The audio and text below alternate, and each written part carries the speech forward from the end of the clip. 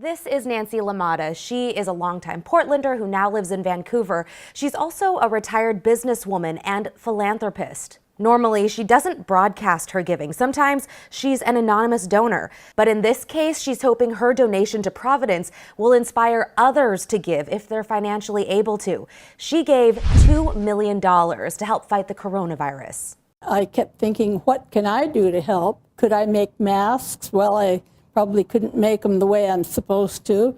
What could I do? And I thought, I can give money.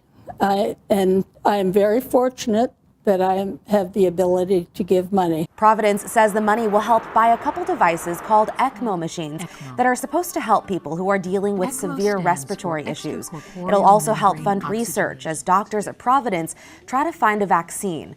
It'll hopefully help buy more protective equipment for healthcare workers and in general make sure our frontline responders at Providence are taken care of. The struggle is real, and I see it and I hear it in my colleagues every day. Healthcare has never needed philanthropy more than right now. That's Buechler, Chief Philanthropy Officer for Providence. He was floored when he heard about Lematta's gift.